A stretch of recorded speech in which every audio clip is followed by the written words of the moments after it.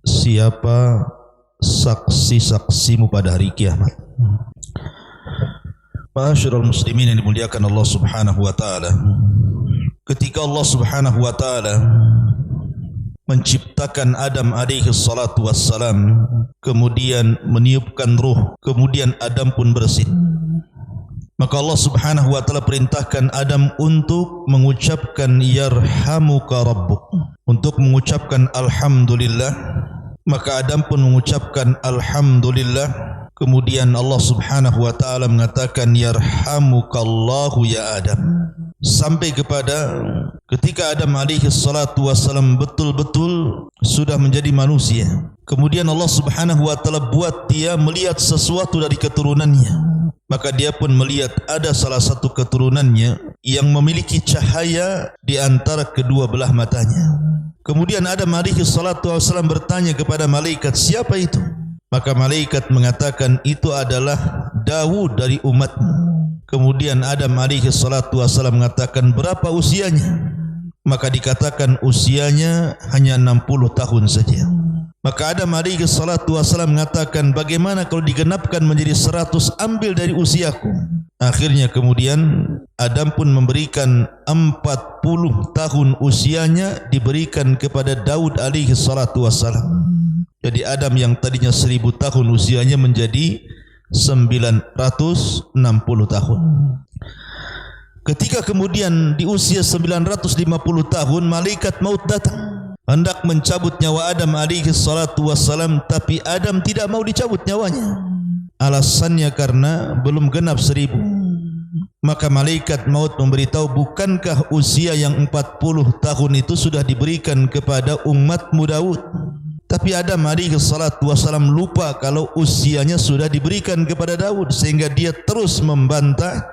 Akhirnya kemudian dia baru ingat kalau 40 tahun dari usianya diberikan kepada Nabiullah Daud. Dari sinilah Allah Subhanahu wa taala memerintahkan kepada Adam alaihi salatu wassalam dan anak keturunannya, pada setiap janji harus ada catatan dan harus ada saksi. Sebab kalau seandainya tidak ada catatan dan tidak ada saksi, maka seseorang bisa memungkirinya. Kisah tadi dikeluarkan oleh Imam At-Tirmidzi dan yang lainnya. Ma'asyiral muslimin yang dimuliakan Allah Azza wa Jalla, saksi di dunia bisa saja dibeli, bisa saja saksi di dunia ini dibayar. Terkadang perkara yang salah menjadi benar ataupun perkara benar menjadi salah. Tapi kelak pada hari kiamat kita akan dihadapkan di pengadilan Allah Subhanahu wa taala, zat yang maha adil dalam keputusannya, dan akan didatangkan saksi-saksi yang tidak bisa seseorang itu untuk mempengaruhinya. Siapa saja saksi-saksi itu? Ma'asyiral muslimin yang dimuliakan Allah Subhanahu wa taala. Pertama, saksi yang akan dihadapkan adalah para nabi.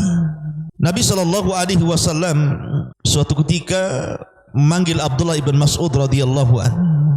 Kemudian mengatakan, "Iqra alayya al-Qur'an." Wahai Abdullah ibn Mas'ud, bacakan untukku Al-Quran. Abdullah bin Mas'ud ketika itu mengatakan, "Aqra'u 'alaika ya Rasulullah wal Qur'anu unzila ilaika?" Rasul, haruskah aku bacakan Quran kepadamu sementara Quran itu turun kepadamu? Tapi Nabi SAW suka kalau seandainya ada selain dia yang membaca Al-Quran. Akhirnya kemudian Abdullah ibn Mas'ud radhiyallahu an pun membaca suratun Nisa sampai kepada ayat 41. Fa kaifa idza ji'na min kulli ummatin bi syahid wa ji'na bika ala haula'i syahida. Kata Nabi SAW, hasbuka hasbuka ya ibn Mas'ud. Sampai ketika Abdullah ibn Mas'ud radhiyallahu an membacakan ayat fa kaifa idza ji'na, bagaimana seandainya kami datangkan min kulli ummatin, pada tiap-tiap umat ini, bisyahid, dengan seorang saksi, wajibna bika ala haula'i syahida, sementara kami datangkan dirimu wahai Muhammad untuk menjadi saksi bagi mereka. Dan Nabi SAW adalah saksi utama, bukan hanya bagi umatnya, tetapi bagi seluruh umat dan bagi para nabi. Ketika pada hari kiamat Nuh alaihi salatu wassalam dipanggil di hadapan umatnya oleh Allah Azza wa Jal, kemudian Nuh mengatakan labbaika wa sa'daika ya Rabb, aku penuhi panggilanmu. Maka Nuh akan dihadapkan dengan umatnya dan Allah akan mengatakan hal balagta ya Nuh, sudahkah kau sampaikan risalahku kepada mereka wahai Nuh? Maka Nuh mengatakan ya, sudah aku sampaikan. Kemudian Allah Subhanahu wa taala mengarah kepada umat Nuh dan mengatakan hal balagakum, apakah Nuh sudah menyampaikan betul-betul risalahku kepada kalian? Maka umatnya Nuh mengatakan kadzaba Nuh ya Rabb, Nuh sudah berdusta wahai Rabb, tidak ada sesuatu yang disampaikan dia kepada kami. Akhirnya Allah Subhanahu wa taala mengatakan ya Nuh, lihat kaummu mengatakan bahwa engkau tidak pernah menyampaikan sesuatu kepada mereka. Adakah saksi bahwa engkau menyampaikan sesuatu kepada mereka wahai Nuh? Maka Nuh alaihi salatu wassalam mengatakan ya Rabb, betul wahai Rabb. Kemudian Allah mengatakan siapa? Maka Nuh mengatakan Muhammad wa ummatuhu, Muhammad dan juga umatnya sallallahu alaihi wasallam. Akhirnya kemudian Allah Subhanahu wa taala memanggil Rasul sallallahu alaihi wasallam. Kemudian Allah Subhanahu wa taala mengatakan kepada Rasul dan mengatakan wahai Muhammad, sudikah kau menjadi saksi bagi Nuh? Kata Rasul sallallahu alaihi wasallam, ya, betulkah Nuh sudah menyampaikan risalahnya? Maka Nabi sallallahu alaihi wasallam mengatakan betul wahai Rabb. Maka Allah mengatakan bagaimana kau bisa tahu sementara jarak dirimu dengan Nuh itu terpaut cukup panjang? Kamu tidak hidup di zaman Nabi Nuh. Bagaimana kau bisa menyaksikan Nuh itu menyampaikan risalah Allah kepada kaumnya? Maka Rasulullah SAW mengatakan, walaupun aku tidak hidup di zaman Nuh ya Rabb, tapi aku membaca firman-Mu. Aku membaca firman-Mu, membaca kalam-Mu. Kemudian Nabi SAW membacakan ayat Al-Quran, Suratul Nuh, bahwa Nuh sudah menyampaikan risalahnya dan kaumnya mendustakannya. Ma'asyiral muslimin, dari sini kaumnya Nuh tidak bisa lari lagi, karena Rasul sallallahu alaihi wasallam sudah menjadi saksi dan memperkuat kebenaran dakwah Nuh alaihi salatu wassalam. Dan Rasul juga bagi saksi, jadi saksi bagi kita umatnya. Sebagaimana Rasul menjadi saksi bagi umat-umat terdahulu dan juga para nabi, maka Nabi sallallahu alaihi wasallam juga menjadi saksi bagi kita semuanya sebagai umat Rasul sallallahu alaihi wa ala alihi wasallam. Ini yang pertama. Yang kedua, syahadatul malaikati yaumal qiyamah. Bahwa saksi kita di hadapan Allah adalah para malaikat. Anda bisa bayangkan kalau di dunia Anda di hadapan seorang hakim dan Anda pesakitannya di situ. Di situ ada hakim, ada penuntut umum, ada saksi. Kemudian Anda sebagai pesakitan di situ. Di dunia bisa saja Anda lolos dari pengadilan manusia, tapi di hadapan Allah, hakimnya langsung Allah Subhanahu wa taala, saksinya para malaikat. Apa yang Anda harus katakan di hadapan Allah Azza wa Jalla? Lah para malaikat dikatakan di dalam Al-Qur'anul Karim dalam surah Qaf, wa ja'at kullu nafsin ma'aha sa'iqun wa syahid wa laqad kunta fi ghaflati min hadha fakashafna anka ghita'aka fabasaruka al-yawma hadid qala wa qala qarinuhu hadha ma ladayya atid. Dan ingatlah ketika datang setiap jiwa itu bersamanya saikun, malaikat yang menggiring ke padang mahsyar, wa syahid, dan malaikat yang senantiasa menyaksikan dirinya setiap hari. Di sana ada malaikat raqib dan atid. Di sana ada malaikat hafadhah kiraman katibin. Inna alaikum lahafidhin kiraman katibin. Malaikat yang menjaga kita dan juga mencatat semua amal kebaikan kita. Dan di sana ada raqib dan atid mencatat kebaikan dan juga keburukan. Ma yalfidhu min qaulin illa ladaihi raqibun atid. Tidak ada satupun ucapan manusia kecuali dicatat oleh para malaikat. Maka malaikat ini akan dihadirkan di hadapan Allah Azza wa Jal, kemudian disuruh membentangkan semua catatan amal buruk dan baik kita. Makanya ada hadis tentang hadis bitaqah, hadis sijillat. Ketika ada seorang laki-laki dihadapkan di hadapan Allah Subhanahu wa taala dengan membawa 99 catatan, semua keburukan dia, tidak ada kebaikan sama sekali. Dan itulah catatan para malaikat, saksi akan perbuatan maksiat kita di dunia. Maka Allah Subhanahu wa taala mengatakan bentangkan satu catatan. Maka dari 99 itu dibentangkan satu catatan, rupanya dari A sampai Z semua kesalahan dia, sehingga Allah mengatakan betul itu kesalahanmu. Ingat di akhirat, di antara kekhususan hisab adalah Allah mengingatkan semua hal yang lupa di dunia. Jadi Allah berikan hafalan kepada manusia di akhirat itu berlipat-lipat dengan kehidupan dunia. Kalau di dunia mungkin Anda melakukan kemaksiatan 1-2 tahun yang sudah berlalu, kita sudah lupa. Tapi di akhirat kita diberikan ingatan mulai sejak kita diberikan taklif, hukum syariat sampai kita wafat, gunanya untuk menyamakan catatan malaikat dengan perbuatan kita. Jadi setiap kita membaca satu poin dari catatan malaikat, maka dia mengatakan benar ini perbuatanku, benar ini perbuatanku, dan begitu seterusnya. Ma'asyiral muslimin yang dimuliakan Allah Subhanahu wa taala. Lah juga para malaikat yang kita tidak bisa melihat di dunia, tapi kelak pada hari kiamat tidak ada yang gaib bagi kita. Malaikat akan kita bisa lihat.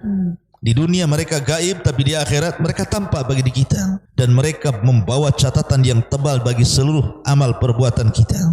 Ma'asyiral muslimin yang dimuliakan Allah Azza wa Jalla, ini saksi yang kedua, para malaikat. Kemudian saksi yang ketiga adalah syahadatul ardi 'alan nas yaumal qiyamah. Bumi yang kita pijak ini pun akan menjadi saksi pada hari kiamat. Sehingga Allah Subhanahu wa taala mengatakan idza zulzilatil ardu zilzalaha wa akhrajatil ardu athqalaha wa qala al insanu ma laha yauma idzin tuhadditsu akhbaraha bi anna rabbaka awhalaha.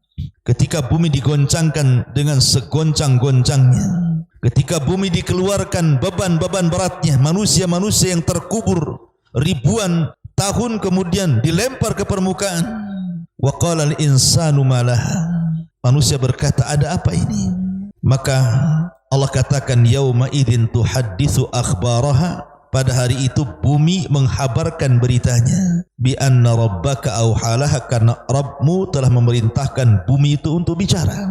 Ketika ayat ini dibacakan di hadapan Rasul dari Abi Hurairah radhiyallahu an, maka Nabi sallallahu alaihi wasallam mengatakan, yauma idzin tuhadditsu akhbaraha atadruna ma akhbaruha. Kata Nabi sallallahu alaihi wasallam, tahukah kalian apa yang dimaksud akhbaruha, bahwa bumi menghabarkan beritanya? Sahabat mengatakan, Allah wa rasuluhu a'lam. Allah dan Rasulnya yang tahu, wahai Rasul. Maka Rasul mengatakan, fa inna akhbaraha an tashhada ala kulli abdin aw amatin bima amila ala dhahriha an taqula amila kada wa kada yauma kada wa kada fahadi akhbaruha. Kata Nabi sallallahu alaihi wasallam, yang dimaksud bumi menghabarkan habarnya adalah di mana bumi akan bersaksi atas seorang hamba, baik laki-laki atau perempuan, baik yang merdeka ataupun budak, dengan apa yang diamalkan di atas permukaan bumi. Dan bumi akan mengatakan di hadapan Allah, ya Rabb, orang ini telah beramal ini dan itu, orang ini telah melakukan maksiat ini dan itu. Jadi walaupun seseorang kemudian tersembunyi, tidak ada yang tahu maksiat di atas permukaan bumi, ketika bumi belum dihancurkan, maka bumi akan ngomong dan mengatakan si fulan bermaksiat di tempat ini, jam ini, hari ini, bulan ini, tahun ini.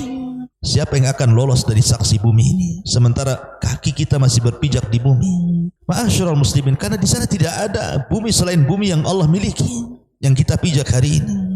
Makanya setiap keburukan walaupun sekecil darah dan juga kebaikan tetap akan dilihatnya. Faman ya'mal mithqala dzarratin khairan yara wa man ya'mal mithqala dzarratin khairan yara wa man ya'mal mithqala dzarratin syarran yara. Kemudian yang keempat, syahadatu a'dha'il insani alaihi. Bukan hanya bumi yang akan bersaksi, tetapi anggota badan kita. Allah Subhanahu wa taala mengatakan, hatta idza ma ja'uha syahida 'alaihim sam'uhum wa absaruhum wa juluduhum bima kanu ya'malun. Sehingga apabila mereka datang di hadapan pengadilan Allah Subhanahu wa taala, syahida 'alaihim, tiba-tiba pendengaran mereka, penglihatan mereka, kemudian kulit-kulit mereka menjadi saksi bagi mereka sendiri apa yang sudah mereka lakukan. Kemudian ketika pandangan mereka bicara di hadapan Allah, kemudian telinga mereka pun bicara di hadapan Allah, sampai kepada kulit itu bicara di hadapan Allah, maka jasad kemudian berkata kepada kulit, wa qalu li juludihim lima syahidtum alaina. Hei kulit, kenapa kau memberatkan badanmu sendiri dengan menjadi saksi di hadapan Allah Azza wa Jalla? Harusnya kau membela badanmu sendiri. Tapi kulit itu mengatakan, qalu antaqanallah alladzi antaqa kulla syai'in. Aku tidak bisa apapun, Allah yang membuat aku bicara, yang telah membuat Allah mampu sesuatu berbicara. Wa huwa khalaqakum awwala marrah wa ilaihi turja'un. Dan dialah yang telah menciptakan kalian awwala marrah, di acap pertama kali, dan kembali kepada Allah lah kalian akan dikembalikan. Artinya bahwa anggota badan kita ini akan menjadi saksi. Walaupun lisan ini tidak bisa bicara, karena Allah yang mengatakan yauma nakhtimu ala afahim, di hari itu tidak akan mungkin mulut-mulut bicara, tetapi semua akan jadi saksi. Yauma nakhtimu ala afwahihim wa tukallimuna aydihim. Kaki pun akan bicara. Mulut dikunci, kaki bicara, mata bicara, telinga bicara, bahkan kulit bicara, bahkan anggota badan akan bicara. Kalau anggota badan kita yang bicara, lalu apa yang akan lepas dari badan kita? Ma'asyiral muslimin yang dimuliakan Allah Azza wa Jalla, termasuk juga jiwa kita akan menjadi saksi. Makanya Allah mengatakan wa syahidu ala anfusihim annahum kanu kafirin, dan mereka bersaksi terhadap diri mereka bahwa mereka adalah orang kafir. Maksudnya bahwa jiwa manusia akan bersaksi di hadapan Allah Azza wa Jalla akan jasad yang ditempatinya. Kemana saja jasad itu akan berlabuh, ke tempat maksiatkah atau ke tempat kebaikankah? Maka jiwa akan bersaksi di hadapan Allah Azza wa Jalla. Dan tentunya tidak ada saksi yang lebih besar melebihi Allah Subhanahu wa taala. Makanya Allah mengatakan wa kafa billahi syahida. Cukuplah Allah menjadi saksi bagi kita. Seandainya para nabi dan rasul tidak menjadi saksi, seandainya para malaikat tidak menjadi saksi, seandainya bumi tidak menjadi saksi, seandainya anggota badan tidak menjadi saksi, seandainya segala sesuatu tidak menjadi saksi, dan hanya Allah Subhanahu wa taala yang menjadi saksi, maka kita katakan wa kafallahu bihi syahida. Maka dengan cukuplah, kafa billahi syahida, cukuplah Allah menjadi saksi bagi kita, tidak perlu yang lainnya. Apalagi kalau seandainya sudah Allah menjadi saksi, kemudian dikuatkan hujahnya dengan para nabi dan rasul, menjadi saksi bagi kita, kemudian dikuatkan dengan para malaikat, kemudian dikuatkan dengan bumi, dengan langit, dengan lautan, kemudian dikuatkan juga dengan anggota badan, kemudian dikuatkan dengan jiwa-jiwa manusia. Anda akan lari kemana? Mungkinkah seseorang berkilah, bersilat lidah, membela kesalahannya? Mustahil di hadapan Allah. Ini pengadilan maha dahsyat, maha adil. Oleh karena itulah, maka karena begitu banyak saksi-saksi yang akan menjadi saksi bagi kita, masih berfikirlah kita untuk maksiat kepada Allah Azza wa Jalla. Dari sini ikhwata fiddin yang dimuliakan Allah Subhanahu wa taala, bukan hanya itu, tetapi sebagian para ulama juga ada yang mengatakan bahwa di antara saksi juga adalah mereka para ulama, para duat. Bukan hanya para malaikat, para rasul, para ulama dan para duat juga akan menjadi saksi. Ketika Nabi SAW bersabda, wa ammal akharun awil kuffaru fayunada ala ru'usil ashhad haula'i alladhina kazzabu ala rabbihim ala la'natullahi ala zalimin. Adapun yang lainnya ataupun orang kafir, maka mereka akan dipanggil ala ru'usil ashhad, di hadapan halayak manusia, di halayak orang-orang yang menyaksikannya.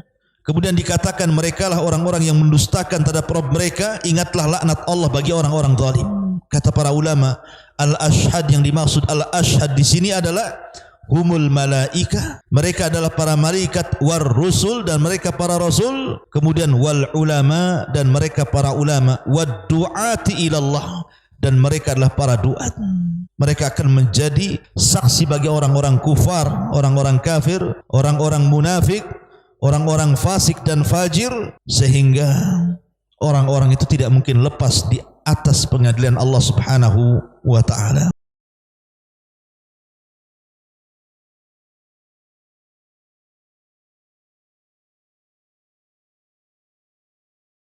Subhanallah walhamdulillah ولا إله إلا الله والله أكبر سبحان الله